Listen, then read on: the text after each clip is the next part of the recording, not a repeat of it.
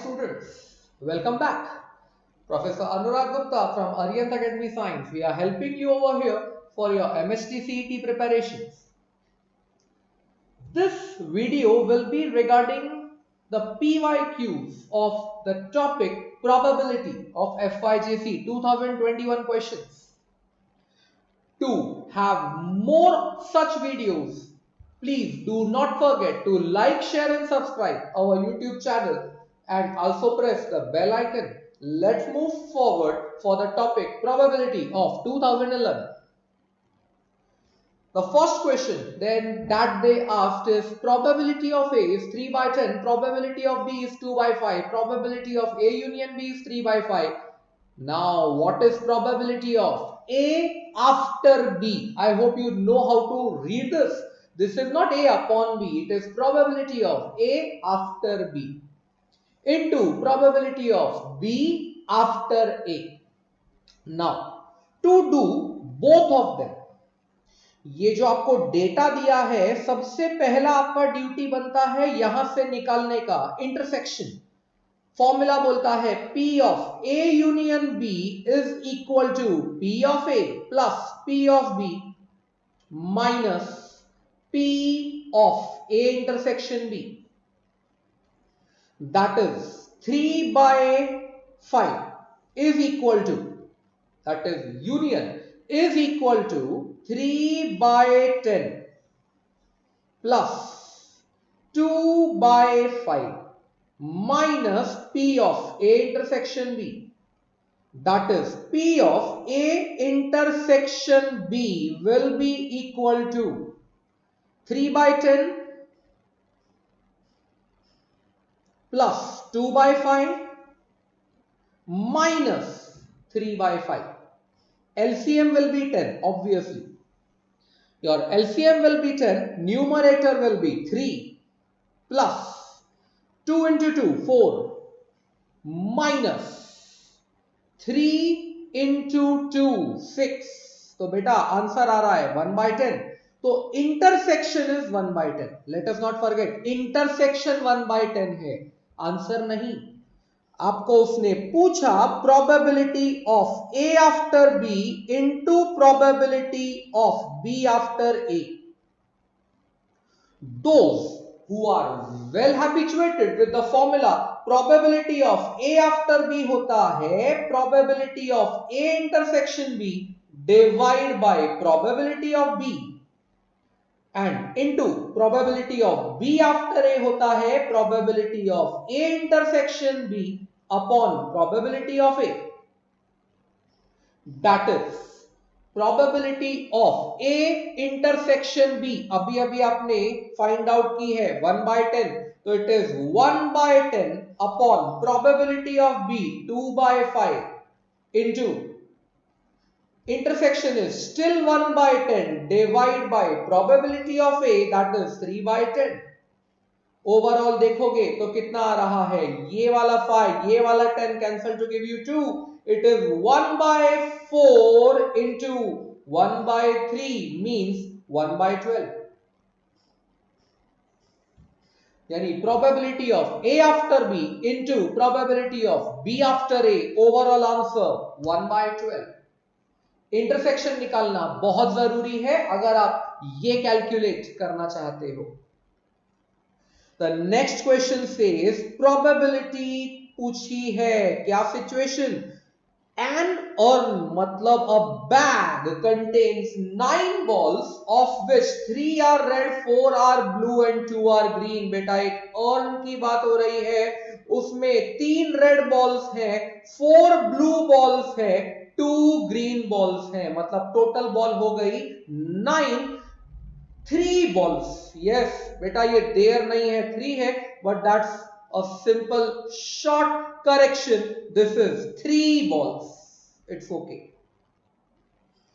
3 balls are drawn at random from the urn.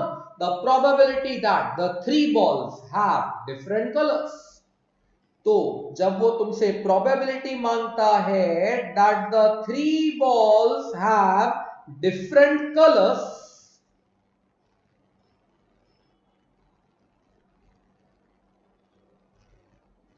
उसका reply आएगा बेटा इसका सैंपल तो बहुत सिंपल है, टोटल 9 बॉल्स हैं, उनमें से 3 आप सेलेक्ट कर रहे हो, 9C3 is your sample space.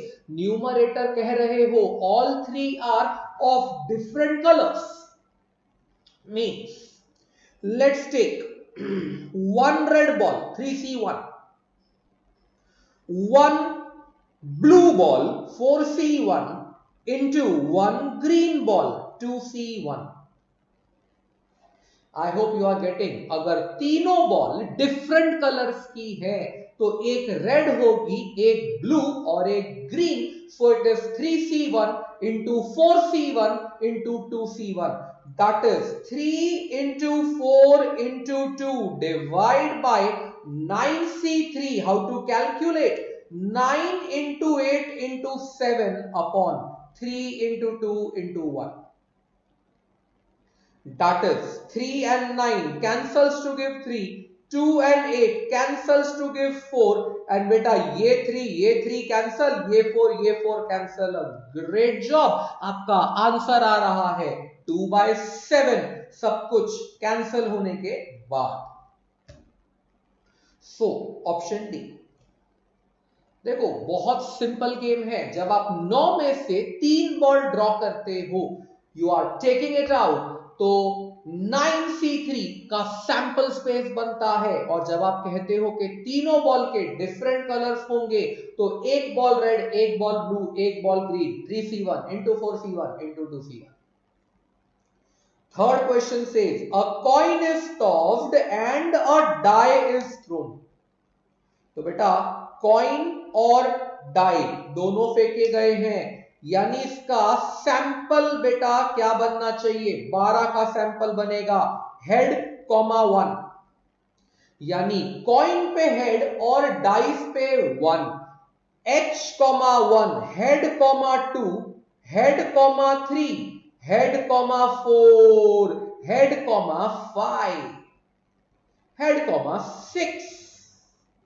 तो बेटा डाइस का सिनेरियो ओवर, तो अब मैं कॉइन का सिनेरियो चेंज कर रहा हूं, टेल, तो tail comma 1 tail comma 2 tail comma 3 tail comma 4 tail comma 5 and tail comma 6।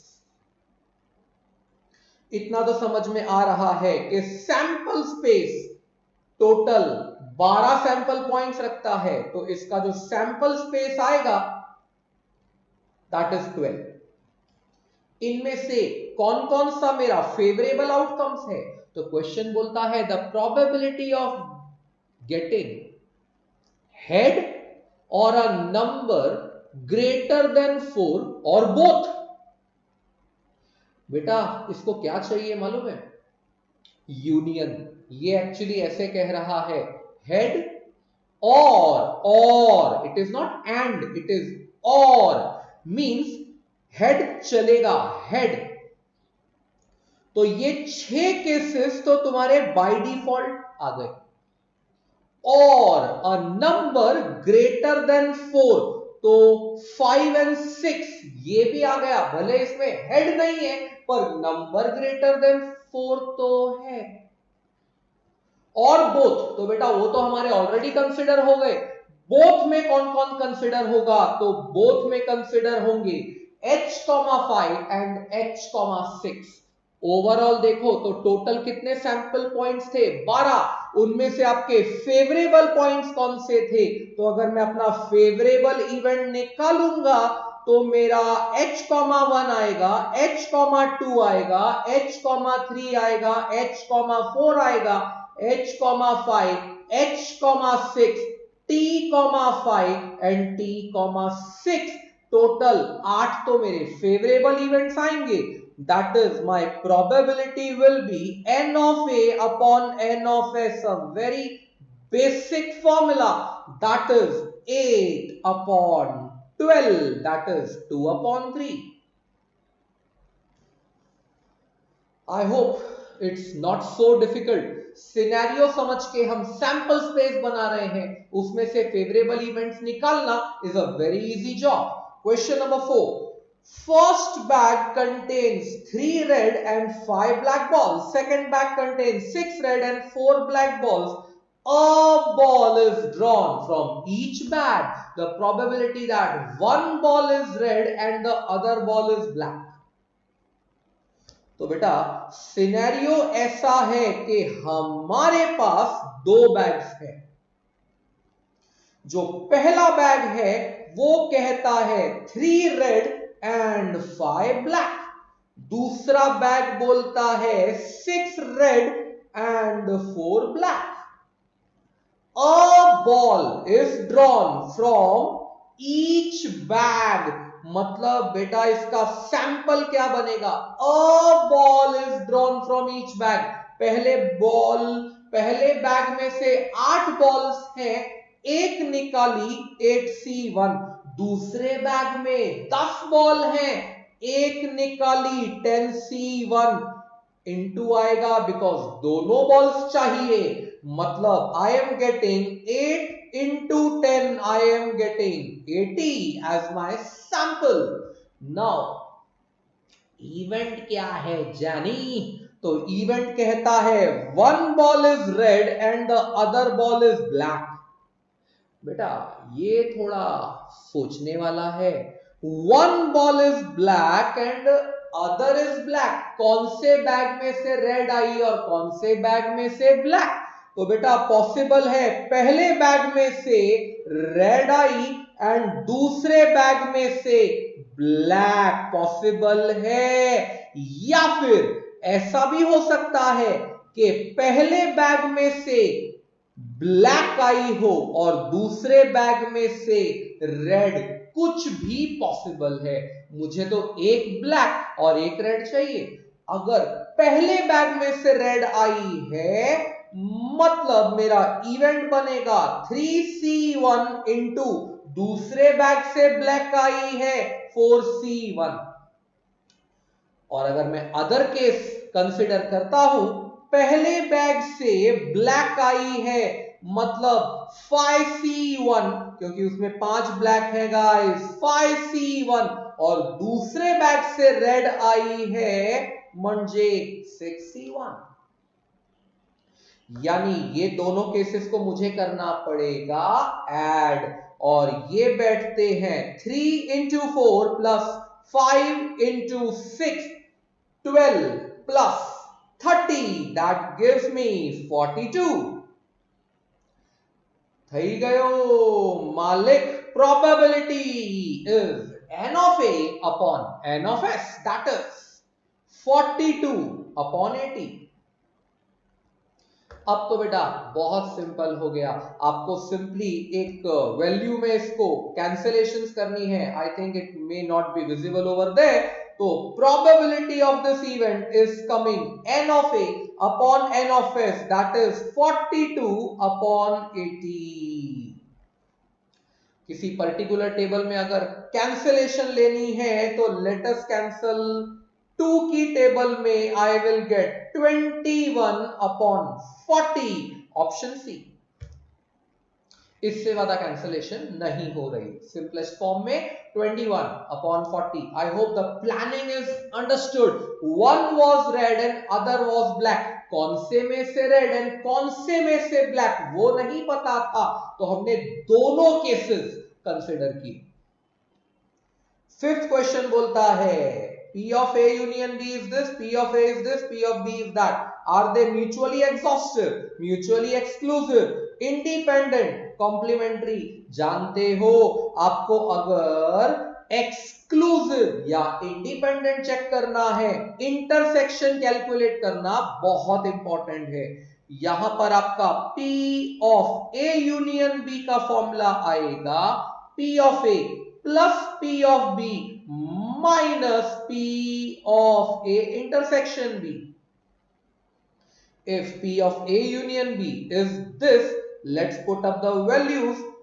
5 by 6 is equal to P of A, that is 1 by 6, plus P of B, that is 2 by 3, minus P of A intersection B.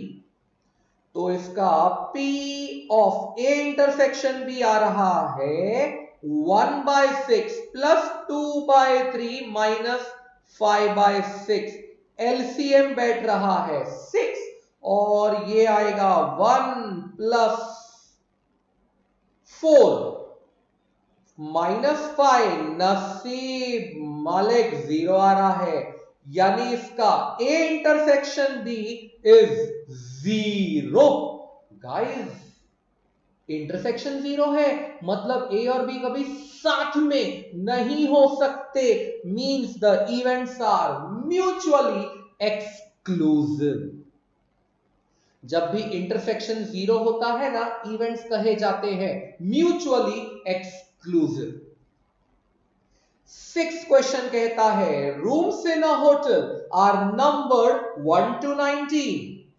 Rooms are allocated at random as the guest arrives. The first guest to arrive is given a room which is a prime number. तो बेटा 1 से लेके 19 में कौन कौन prime है?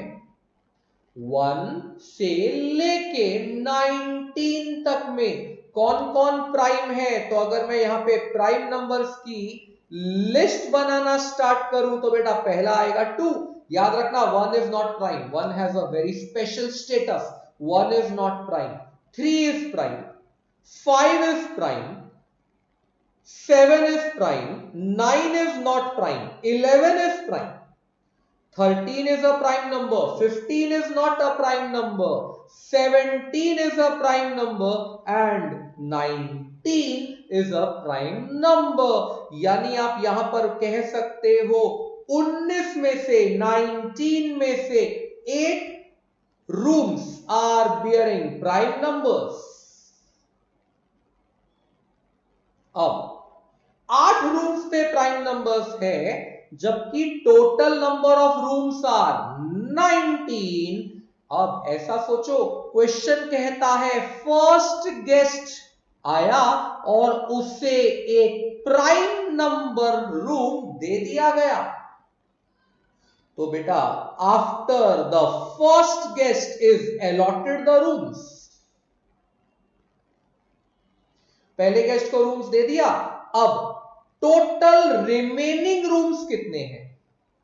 तो total remaining rooms are 18 and total remaining prime number rooms are 8 में से भी बेटा एक कम हुआ है 7, यानी अब प्राइम नंबर रूम्स 7 बचे हैं और टोटल रूम्स 18 बचे हैं। You have to understand now the answer is in front of you.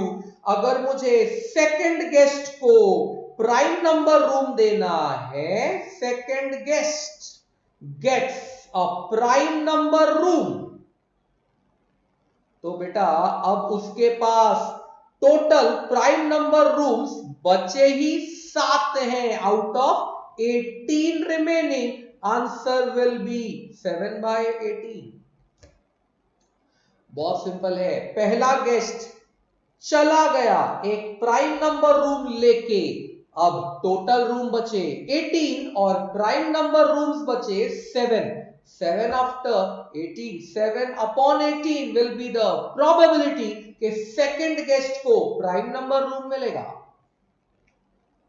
7th question कहता है at least one of the event occurs. बेटा एटलीस्ट वन ऑकर्स का मतलब जानते हो, जब कोई कहता है एटलीस्ट वन ऑकर्स का मतलब होता है union, it is giving you E1 union E2। और साइमल्टेनियस ऑकरेंस, तो बेटा साइमल्टेनियस ऑकरेंस का मतलब होता है E1 इंटरसेक्शन E2। गाइस मेरी इंग्लिश पे मत जाना, बहुत वीक है। I may make spelling mistakes but not mathematical mistakes. Simultaneous अभी भी रॉन्ग हो सकता है, let's leave that। तो अगर आप डेटा के हिसाब से जाओगे तो उसने आपको एटलीस्ट वन की प्रोबेबिलिटी दी है। Probability of E1 union E2 is 0.6 and probability of E1 intersection E2 simultaneous occurring is 0.2. बेटा आपको फॉर्मूला तो आता ही है, what is probability of E1 union E2? तो probability of E1 union E2 होता है probability of E1 plus probability of E2 minus probability of E1 intersection E2। एक बहुत सिंपल सा लॉजिक लगाओ, व्हाट विल हैपन अगर मैं इसको यहां लाके ऐड कर दूं, यहां माइनस है इधर ऐड हो जाएगा, तो मेरे को कैलकुलेशंस कहेंगी 0.6 plus 0.2 is equal to probability of E1 होता है 1 minus probability of E1 dash. बेटा पूछा वही है, ध्यान से देखो, probability of E1 dash plus probability of E2 dash. तो प्रोबेबिलिटी ऑफ E1 होता है 1 minus probability of E1 dash, probability of E2 होता है 1 minus probability of E2 dash. ये जो minus probability of E1 dash है उसको ले लो LHS साइड पे, और minus probability of E2 dash को भी यहां ले लो। तो गाइस यहां तुम्हें 1 प्लस 1 2 तो मिला, पर अच्छा यहां पे भी मेरे से एक मिस्टेक हुआ है, this is 0.6 plus 0.2, sorry guys that's my writing mistake. ये 2 है और यहां का 0.8 जाके वहां माइनस होगा, यानी मेरा आंसर आएगा 1.2, दैट इज दिस। थोड़ा अंडरस्टैंडिंग चाहिए कि E1 डैश और E2 डैश कैसे आता है। This question says 2 unbiased dice are thrown, then the probability that neither a doublet nor a total of 10 should occur। तो बेटा जब क्वेश्चन कहता है 2 unbiased dice are thrown, तो सैंपल को लेके तो कोई डाउट नहीं 36। एंड अब ये सोचो कि कौन कौन से केसेस आपको नहीं चाहिए। आपको 1,1 नहीं चाहिए बेटा, डबलेट नहीं चाहिए ना, डबलेट नहीं चाहिए, 1,1 नहीं चाहिए, आपको 2,2 नहीं चाहिए, आपको 3,3 नहीं चाहिए, 4,4 नहीं चाहिए, 5,5 नहीं चाहिए, 6,6 नहीं चाहिए। आपको ये 6 केसेस तो पहले ही हटाने हैं, neither a doublet nor a total of 10। अच्छा आपको तो टोटल ऑफ 10 भी नहीं चाहिए। अगर आपको टोटल ऑफ 10 नहीं चाहिए तो बेटा आपको देखा जाए तो 4,6 भी नहीं चाहिए। ये डबलेट नहीं है पर ये टोटल 10 दे रहा है। आपको 4,6 नहीं चाहिए, 5,5 नहीं चाहिए, वो ऑलरेडी काउंटेड है, 6,4 भी आपको नहीं चाहिए। मतलब ये जो केसेस हैं ये आपको नहीं चाहिए, they are prohibited. That means अगर आप इसका इवेंट केस बनाओगे तो 36 में से 1 2 3 4 5 6 7 8 हमको 8 केसेस नहीं चाहिए, मतलब मुझे कितना आएगा 28। बहुत सिंपल थॉट प्रोसेस था बेटा। Total 36, neither doublet nor a total of 10, ना तो मुझे डबलेट चाहिए ना मुझे टोटल ऑफ 10 चाहिए, तो मैंने वो सारे केसेस 36 में से निकाल दिए। और अगर वो निकालता हूं तो मेरे को प्रोबेबिलिटी ऑफ ए आएगा 28/36, दैट इज 4 की टेबल में कैंसिलेशन करो 7/9, ऑप्शन बी। तो बेटा ये 8 क्वेश्चंस आए थे इन 2021 from the chapter probability of your FYJC। I hope you must have understood. इतने डिफिकल्ट भी नहीं आते, बहुत सिंपल आते हैं। एक दो सम आपका ताकत ब्रेन स्ट्रेंथ ले सकता है, बाकी नहीं. It is very simple questions, just giving it a view of each and every question again. Okay, चलो, that's it from Professor Anurag Gupta for this session. We will meet you again in the next video, bringing you another topic from 2021 MST CET. Bye guys.